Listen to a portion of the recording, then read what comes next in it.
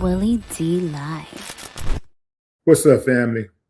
By now, you're probably familiar with the controversy surrounding the roast of Kevin Hart, which included a lot of notable comedians, including these guys: Shane Gillis and Tony Hinchcliffe. There were people that took exception to what these guys had to say specifically. Now, I'm going to say you this, fam. I think a number of the comedians that were on the show did well, including his writer. I believe his name is pronounced Naeem. But that dude was super dope. Cheryl Underwood, super dope. Cat Williams, super dope. But these two guys, they really took it there, man, with the racism, fam. And a lot of people didn't think it was funny. A lot of people didn't think it was just comedy. There was jokes about lynching Black people. There was jokes about George Floyd not being able to breathe, right?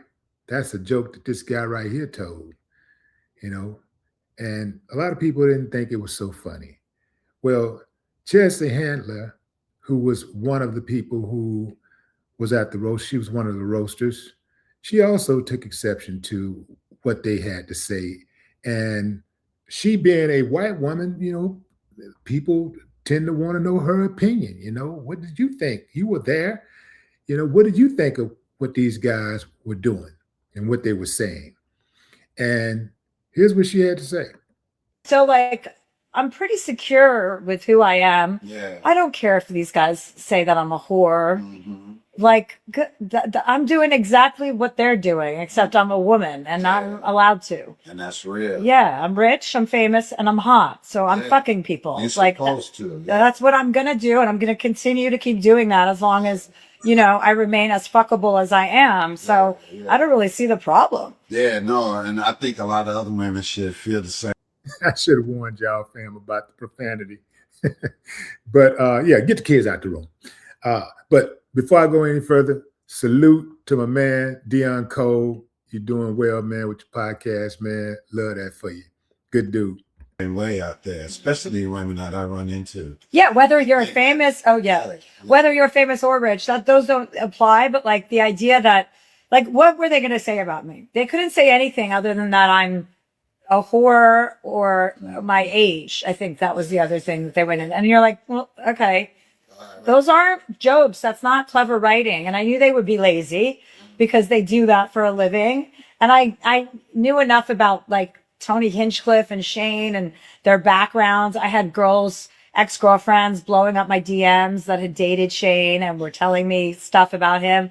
So based on that, I was like, oh, these guys are pretty bad. So you had something on him that you could have. Tell us now. What shit Shane? It's just everything we know, that they're racist, that they're bigots, that they're sexist, that they think they're invincible, that they've been canceled for being Shane got fired from SNL, but then was on SNL years later. So he got fired. So what happened in between those two events? So he believes, this is per one of his exes, that he's invincible. He's like, doesn't matter. I can say anything I want. Yeah. Do you think that now a lot of white comics, they feel as though that they could say something racist and it's more further their career? Well, yeah, they're going to get in with that group of Roganites and that Austin group of Joe Rogan and all of those guys. And I just, that's their MO. Even some girl comics have started to do it, to be in with that group. Yeah.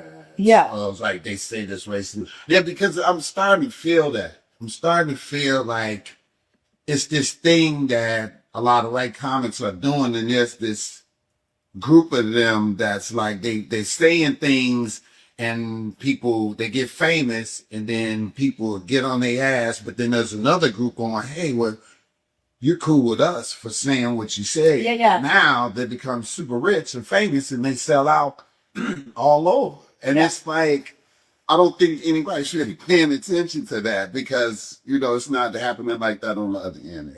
But they're becoming famous over this shit. Right? Yeah, for sure. So that's crazy. So with this whole, so did you feel? I mean, did you like the shit they were saying up there though? Like, No, I mean, it was ick. It was gross. I don't find those jokes to be funny. Jokes about lynching black people or lynching is not a joke. That's worse than rape. Like, you're not joking about rape, are you? Are you saying, I'm going to go rape you? You know, you can't do that, but you can say lynching. Like, I find that to be, I don't know, people are like, it's a roast, you go for it. I'm like, you can go for it without being gross. yeah. Like, I find that to be gross. I found them making fun of Cheryl Underwood's like dead husband who committed suicide. Like, a skin color. She's fine with that. If she says she's fine with that, she's fine with that. I wasn't fine with that. I thought that was disgusting too. Wow. But there was so much disgustingness that I knew it was going to be such a gross vibe that I would be able to elevate it, no problem. Yeah. And that's what I went to do. I was like, all right, well, I'll pick it up because they're going to try and bring it down. Yeah. And Kevin didn't deserve that. He deserved like an elevated roast. So let me ask you this. When you see other black people laughing at that, does it make you go, all right, whatever? Or do you think to yourself, what the fuck are they laughing at that for? I mean, Before I go any further, fam, let me just say this. Deon Cole asked perfectly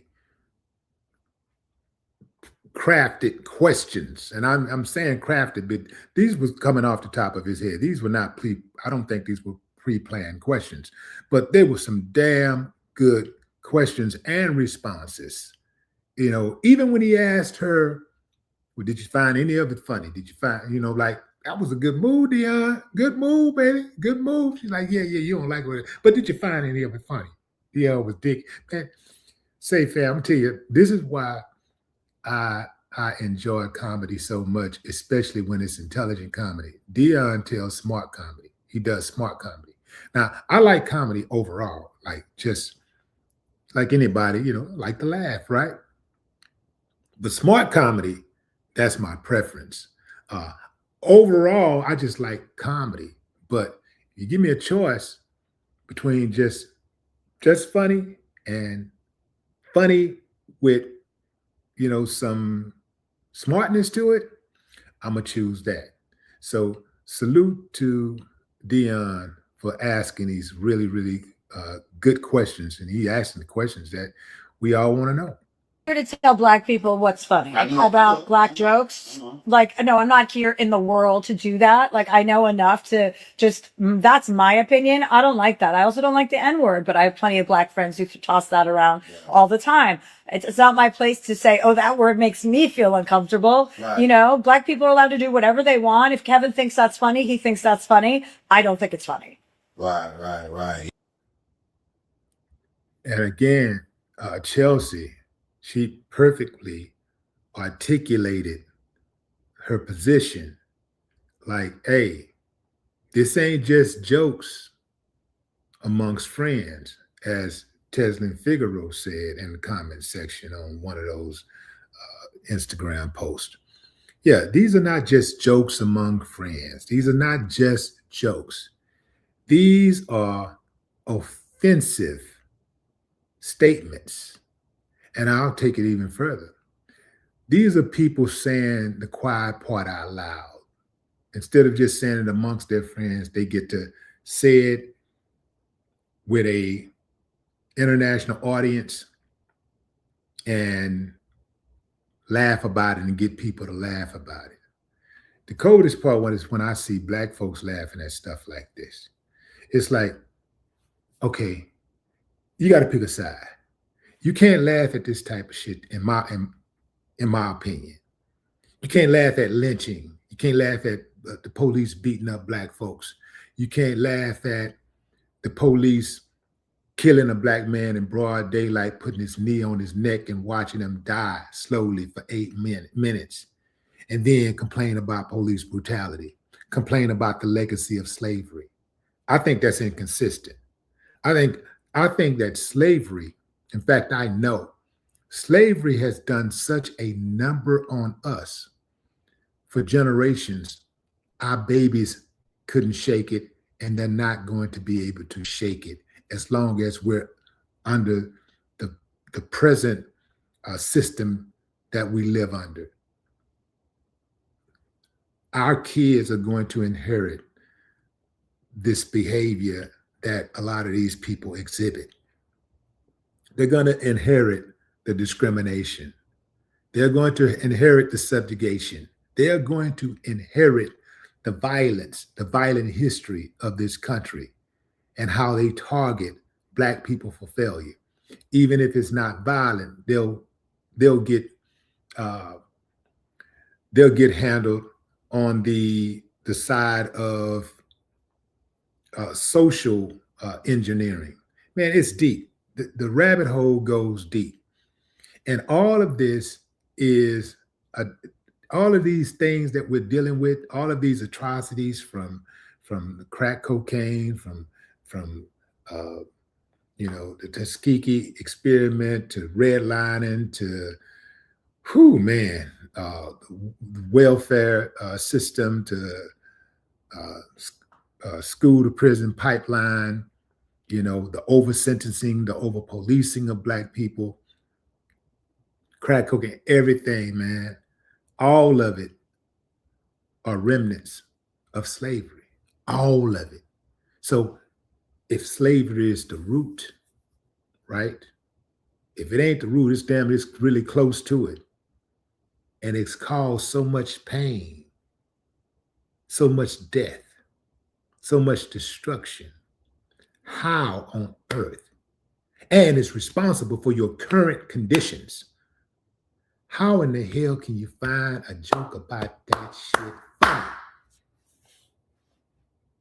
I don't care if somebody makes a joke about the Holocaust or not, and some Jews laughed, or a Jew made a joke, a Jewish person made a joke about the Holocaust, and some Jewish people laughed or whatever. I don't care about that.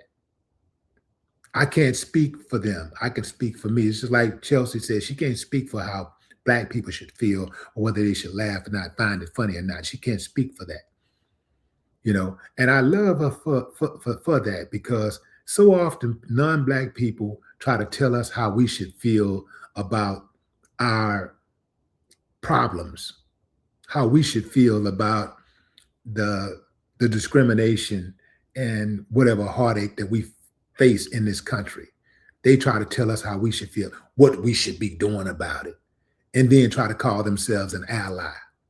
They're really not allies, because if you're an ally and you're dealing with somebody who's been hurt, they've been harmed, you're dealing with a marginalized group, you don't go over there and tell people how they should feel and what they should be doing.